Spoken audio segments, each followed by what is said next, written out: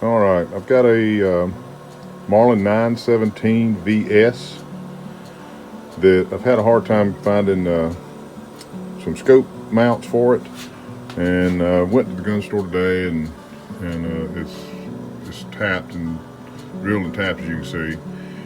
And I'm going to be attempting to put in. They sold me these.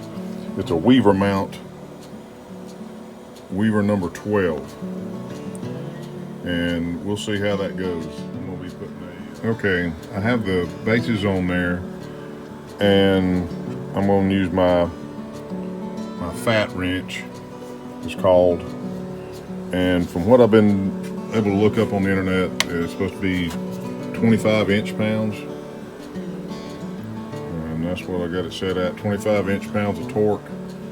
And we'll get these torqued down and we'll see how it works. Okay, got them mounted, and I changed it to 20.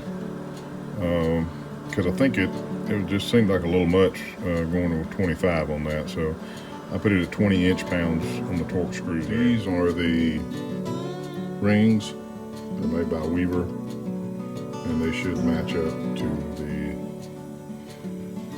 mounts here on the gun. They're 1 inch.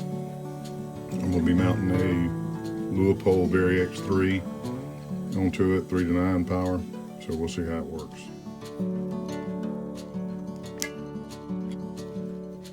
That's 20 inch-pounds.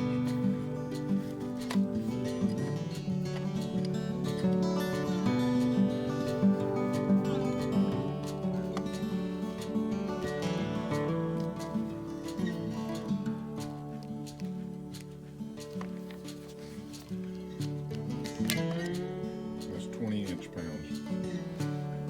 Okay, I'm on just tighten it down just enough to get it snug so I can get the proper eye relief on the scope. It barely clears on the end. You see a little bit of light through there. Okay, it's mounted. Everything's torqued down, and I took it out and bore sighted it. So we'll see how it does. I'm just going to try to get it on paper about 25 yards, and then we'll go from there. And took it out to the range. I fired about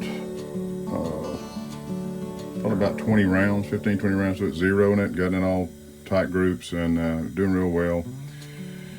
And then the last round I fired, it blew up, I guess you could say. You see the blood on the stock. The bolt appeared to go all the way forward. It went forward and locked in position enough to where it would fire. And when it fired, I'm left-handed, so my face is on this side of the gun. And when I fired, it came back and hit me in my shooting hand and my left hand, and hit me in the face. So I stopped, obviously, and didn't fire anymore. So now the casing blew the end off of the casing. So the round is still inside here. I finally got the bolt out. It bent the extractor pretty bad. I had to push it back in with a screwdriver so I could at least get the bolt out. The bolt would only come back about 1 inch. So let me get that out and we'll take a look at it. This photograph shows my face. It's really opposite because I took the photograph from looking in a mirror. Okay, we're back. I used a brass rod, an 1/8 inch brass rod, and that's where the muzzle is at this point here. I marked it so I wouldn't drive it too far. But I got the casing out, and that's it right there. It's flat on the front where I beat it with a rod, but it blew the end off of it. Now that day that it went off, this was laying on the bench where I was shooting. That's the back part of the casing there. And I was using Remington Magnum rimfire. Bought it, I think I got it at Bass Pro Shop. So let me look at it a little bit more.